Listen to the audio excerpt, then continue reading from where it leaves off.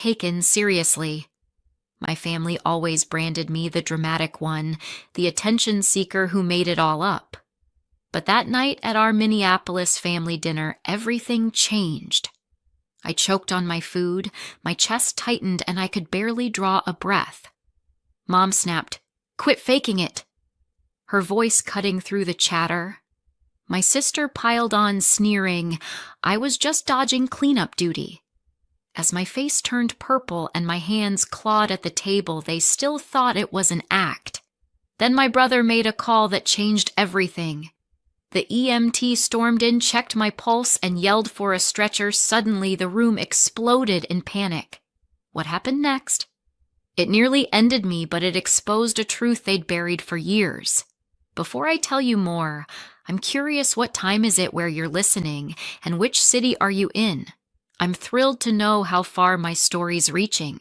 Growing up in the Ward household in Minneapolis meant enduring one unbreakable rule: weakness was not tolerated. My mother, Karen Ward, managed our home like she handled her nursing shifts at the community clinic, with strict schedules and zero patience for excuses. She stood 5 feet 7 inches tall, her hands steady from years of patient care, and her tone always carried that edge of authority that brooked no argument.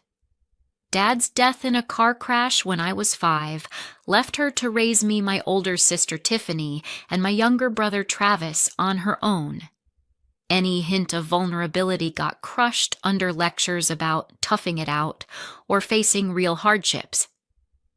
From my earliest recollections, illness meant skepticism rather than care. At 7, a sore throat made swallowing agony, but Mom forced me to school anyway, insisting I was avoiding chores. The teacher sent me home with confirmed strep throat, and the doctor warned about potential complications from the delay, yet Mom dismissed it as my overreaction. That started the cycle. Tiffany, 3 years my senior, and Mom's shadow amplified it all.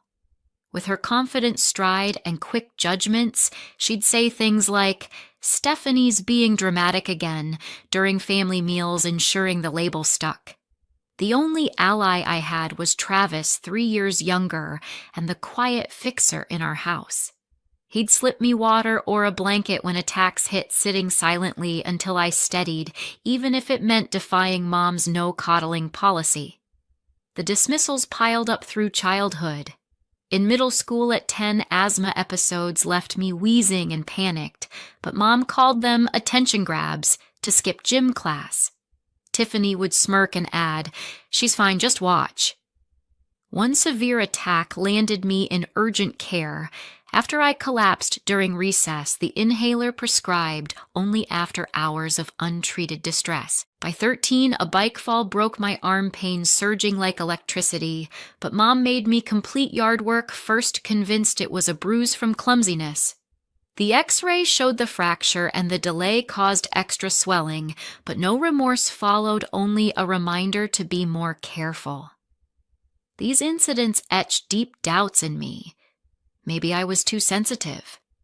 Maybe others handled pain better. I internalized it, pushing through fevers and aches without complaint, which oddly reinforced their view that earlier issues were fabrications. High school migraines doubled me over in nausea, confining me to dark rooms, but Mom attributed them to hormonal excuses for missing homework. Tiffany, then in college for education, would phone in with laughs, still pulling that routine. One migraine revealed a sinus infection needing antibiotics, but by then I'd failed a quiz and earned extra chores as punishment. Escape came with acceptance to medical school at the University of Minnesota, 200 miles away in a bustling campus environment. Roommates like Danielle never doubted my symptoms. She'd adjust lights or fetch meds without question. Professors extended deadlines for legitimate health needs, validating me for the first time. I specialized in pulmonology, drawn to respiratory issues after my asthma history. Graduation brought clarity and resolve. Their gaslighting had warped my self-trust, so I started documenting it all. A discreet notebook captured every past dismissal, the ignored strep delayed fracture, mocked asthma. As technology advanced, I incorporated voice recordings from holiday visits, catching Mom's curt denials or Tiffany's sarcastic jabs. This evolved into my long-term project. Reviewing entries in my dorm late nights, I'd connect the dots of neglect, fueling a quiet determination. Someday, I vowed, this evidence will force them to see. Post-residency, I secured a pulmonology position at a St. Paul clinic, limiting family contact to obligatory calls and brief trips with exit strategies. Interactions stayed superficial, avoiding triggers. But the healthcare cuts during economic shifts hit hard. My clinic downsized, and as a junior specialist, I was laid off. Savings evaporated under loans and rent pressures. After months of fruitless applications, I relented and returned to Minneapolis, accepting Mom's offer of the garage guest room rent-free until stability returned. Travis, working as a lab technician nearby, welcomed me warmly. Tiffany, teaching at a local elementary school, offered vague networking tips through her contacts. This homecoming differed. I'd packed not just clothes, but hidden recording devices, subtle cameras disguised in everyday items ready to capture unfiltered reactions. As an unusual fatigue crept in that week, accompanied by a nagging calf ache suggesting deeper trouble, I felt a grim anticipation. Their pattern would surface again, but this time on record. If they dismissed what could be serious, it would seal their own fate. The family dinner loomed as the ideal stage where old habits might play out under my watchful lens. The healthcare cuts hit like a freight train. My pulmonology job at the St. Paul clinic vanished when budget slashes targeted newer hires. Student loans and city rent burned through my savings in 4 months, leaving me no choice but to pack up and head back to Minneapolis. Mom's offer of the guest room above her garage came with strings she expected me to earn my keep. I pulled into our suburban driveway, the familiar chill of Minnesota's late fall biting through my jacket, carrying not just my bags, but a discreet arsenal, hidden cameras and recording devices tucked into my purse and coat pockets. My years of documenting their dismissals in a notebook had evolved. This time I'd capture undeniable proof on video. If Mom and Tiffany fell back into their old pattern of calling me dramatic, I'd have them on tape exposing the gaslighting I'd endured for decades. The family dinner was Mom's monthly ritual, a forced gathering in our cozy fireplace-lit dining room to keep us close. With me back home, she dumped the planning on me, saying it was time I contributed something worthwhile. I spent days scrubbing the house, drafting a menu, and shopping for ingredients, all while juggling job applications for remote medical consulting gigs. The pressure to make everything flawless was crushing. Any mistake would fuel their narrative of my incompetence. But beneath the stress, a strange calm settled in. My cameras were ready, one clipped inside my bag, another disguised as a phone charger on the counter, both angled to catch the dining table. If they dismissed me again, it'd be their downfall. 3 days before the dinner, an unusual tiredness hit me. My body felt sluggish, like wading through mud, and a dull ache pulsed in my right calf. By evening, climbing the stairs to the kitchen left me winded, a faint tightness creeping into my chest. My pulmonology training screamed warning signs, deep vein thrombosis possibly leading to a pulmonary embolism. I pressed my fingers to the sore spot on my leg, feeling the tenderness and knew the risks. But instead of speaking up, I stayed silent. This was the opportunity I'd been waiting for. If I hinted at feeling off and they brushed it aside, the cameras would record every word, every eye roll. I wasn't just enduring their neglect anymore, I was setting a trap to let them dig their own graves.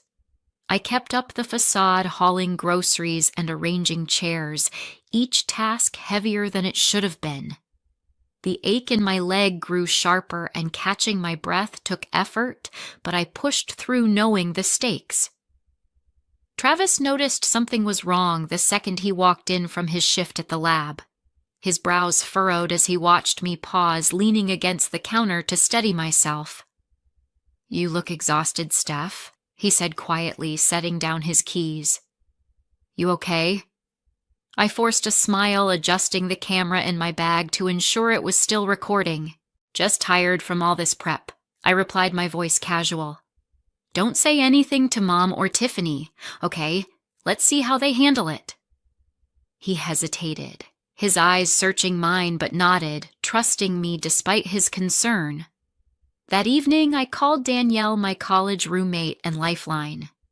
I sank onto the guest room bed, the phone pressed to my ear, and described the fatigue and leg pain in vague terms. "That doesn't sound right, Stephanie," she said, her voice sharp with worry. "You're a doctor. You know this could be serious. Get it checked out." I glanced at the tiny camera hidden on the shelf, its red light steady. "I'll rest tonight." I lied, deflecting her advice. "It's probably just stress from being back here." She pushed back, insisting I see a doctor, but I brushed it off, promising to monitor it. Hanging up, I lay back, my heart racing slightly, not just from the symptoms, but from the plan taking shape. If this was what I suspected, the dinner would be the perfect stage. By the morning of the dinner, the symptoms had worsened. A shower left me dizzy, forcing me to sit on the tub's edge to catch my breath. The calf pain now stabbed with each step, and a faint pressure lingered in my chest like a weight pressing down. I wrapped my leg in a compression bandage, popped some over-the-counter painkillers, and kept moving. My training told me to get to a hospital, but years of being called a liar drowned out that voice. Instead, I double-checked the cameras, ensuring their batteries were charged and their angles clear. The dining room looked festive, candles flickering, table set for 8, a spread of roast chicken and sides I'd prepped through sheer willpower. But every movement drained me, my breaths shallower than they should have been. Travis showed up early, carrying a cooler of drinks. He took one look at me, pale, moving slower than usual, and his face tightened. "Steph, you don't look good," he said, lowering his voice so Mom bustling in the kitchen wouldn't hear. "What's going on?"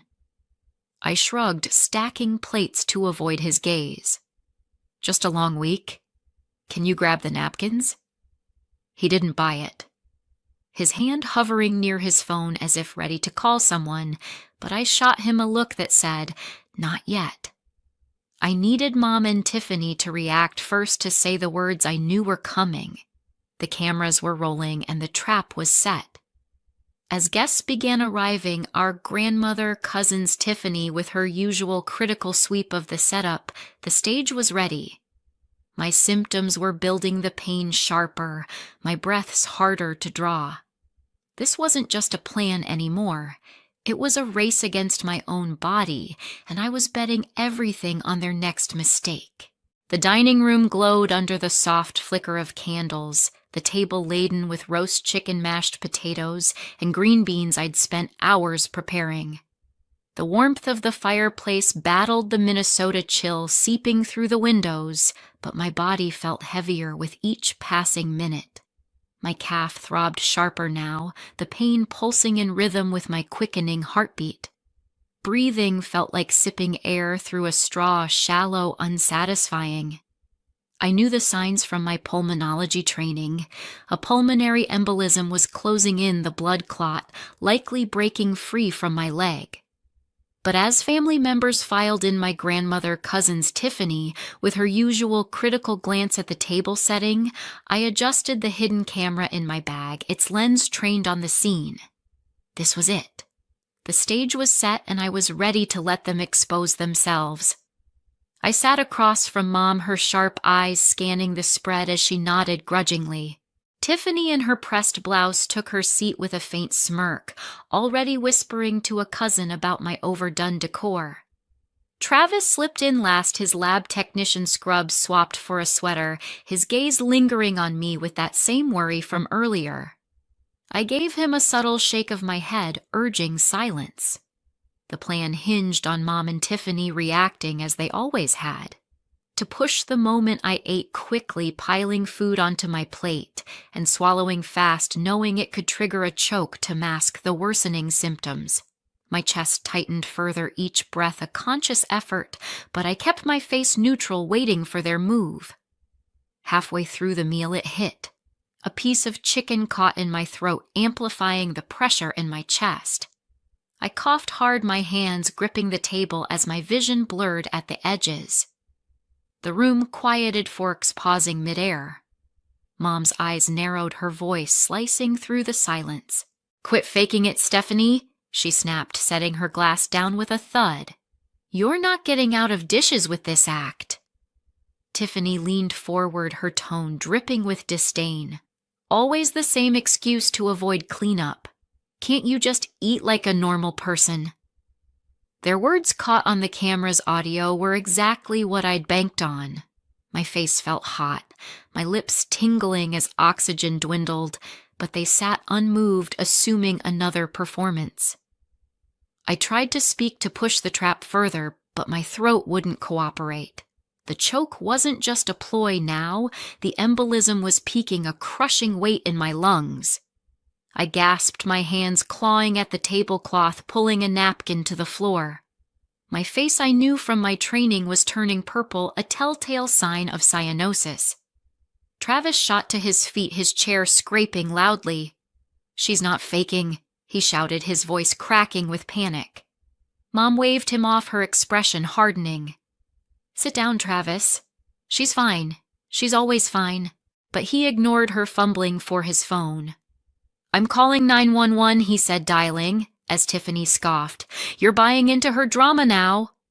The camera, still rolling, captured every second Mom's dismissive glare, Tiffany's mocking laugh, the cousins' uneasy glances. My vision tunneled dark spots, dancing as I slumped forward, knocking a glass to the floor. It shattered, the sound jarring the room. Travis's voice rose urgent, giving our address to the dispatcher. "My sister can't breathe. She's collapsing."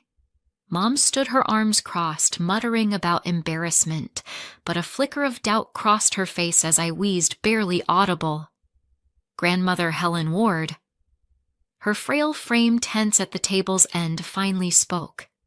"Karen, look at her. This isn't right." Her words, sharp and rare, cut through, but Mom only shook her head. Sirens wailed closer within minutes, a fast response typical for Minneapolis emergencies. The front door burst open and 2 EMTs rushed in, their equipment clattering. A young woman knelt beside me, her fingers finding my wrist. "Pulse is 140, thready, oxygen, SATs critical," she called to her partner, her voice tight with alarm. "Get the stretcher now." The room erupted, cousins scrambling back, chairs toppling. Mom froze, her face paling as the EMTs moved with practiced urgency, slipping an oxygen mask over my face. Tiffany backed against the wall, her earlier smirk gone. Travis stayed close, his hand on my shoulder, repeating, "Hang on, Steph." In the ambulance, the oxygen helped marginally, but each breath was a battle. The EMTs spoke in clipped tones, terms like cyanotic and tachycardic filtering through my haze.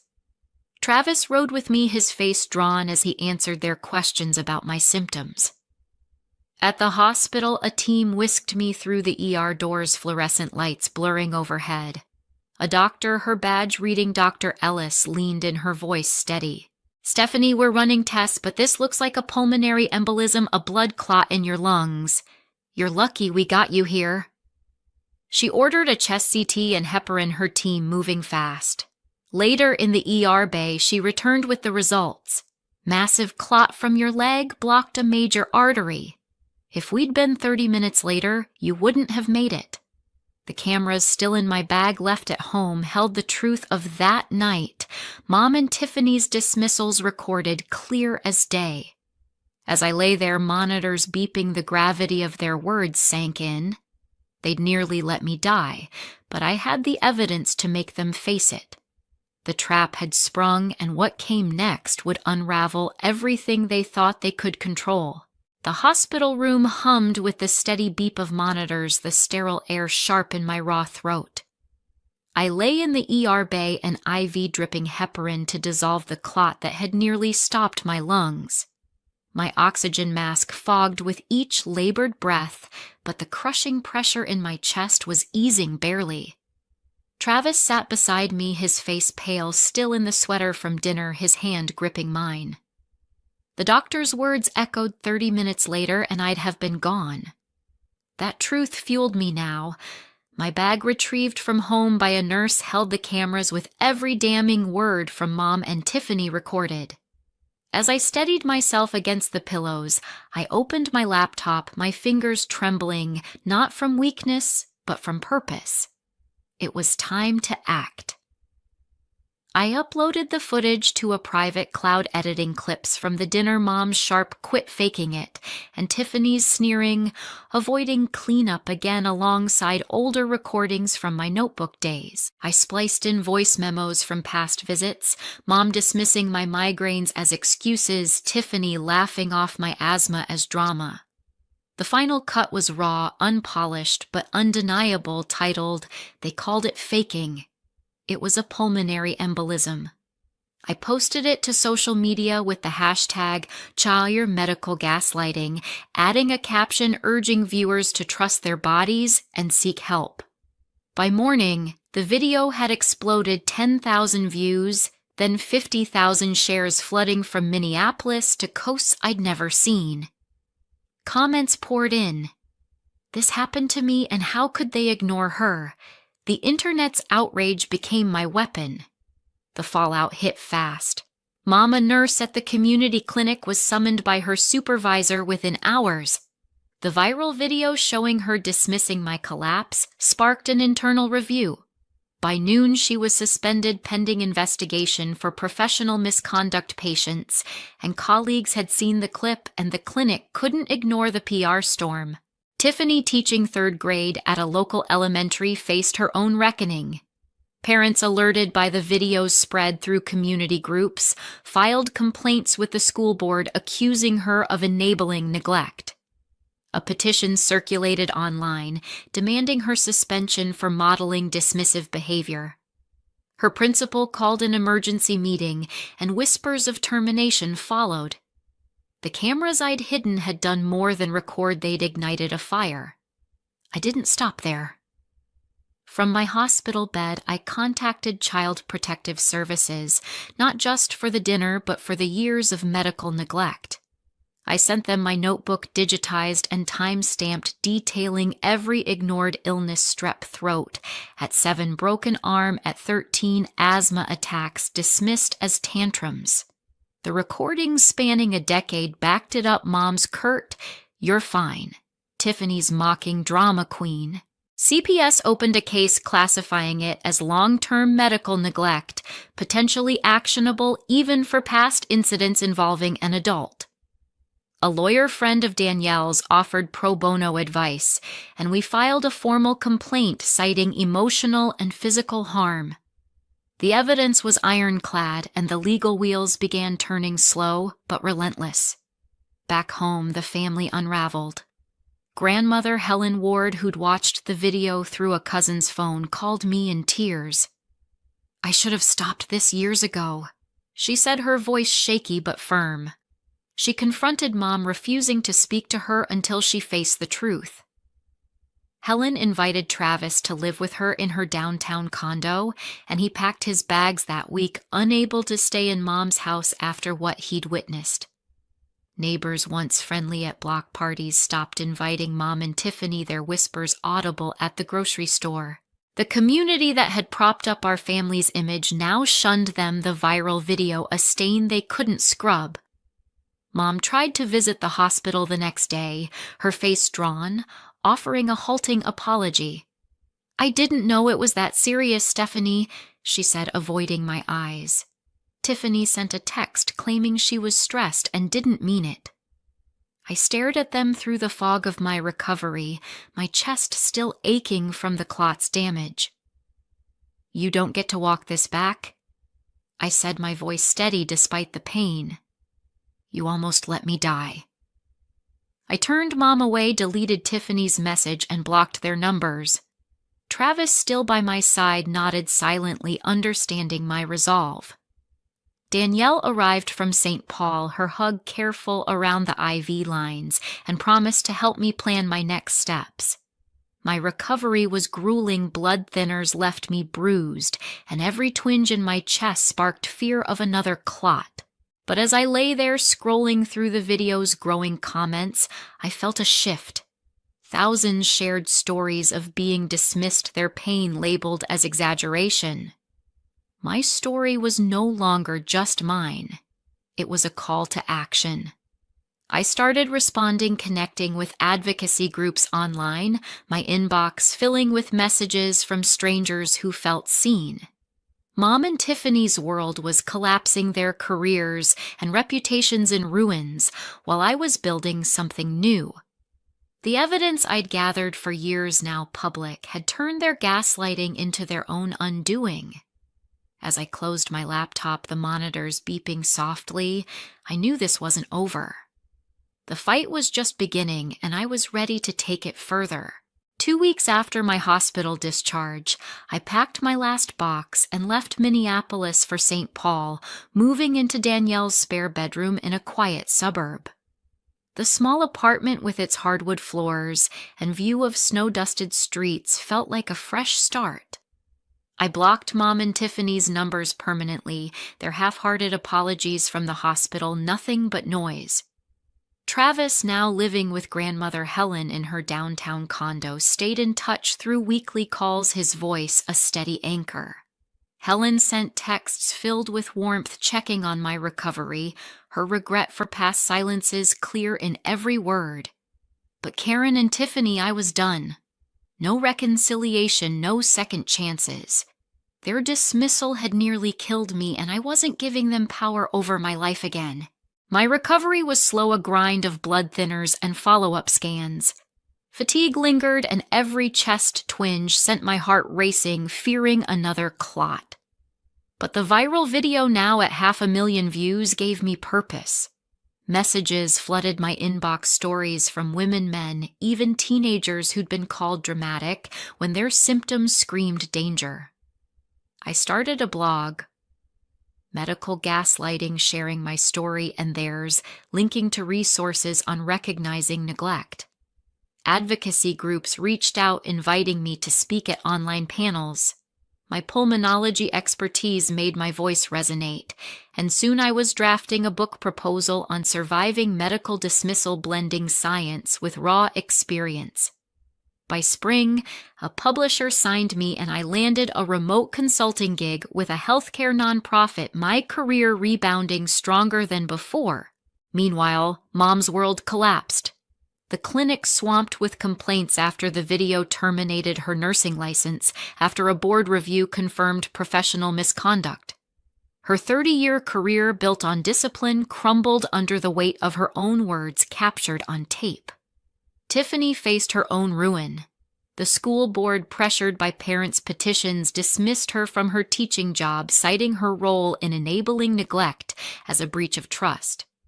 Socially, they were pariahs, neighbors, who once waved at block parties now crossed the street. Travis told me Mom's house went quiet no more. Family dinners, no invitations. Their financial strain grew as legal fees piled up from my CPS case, which was moving toward a hearing. The notebook and recordings I'd sent detailing years of ignored illnesses made the neglect undeniable, and the case gained traction with a judge. I built my life anew in St. Paul. Weekly therapy helped unpack the trauma, not just the embolism, but the decades of doubt sewn into me. My book, published a year later, hit bestseller lists, and I spoke at medical conferences urging doctors to listen to patients' voices. The viral fame wasn't just a platform, it was a lifeline for others. I connected with survivors, helping them navigate their own fights for validation. Travis visited often, and Helen called regularly, their support a quiet strength. But Mom and Tiffany remained ghosts, cut off, their lives unraveling as mine soared. Looking back, I realized something critical gaslighting can kill.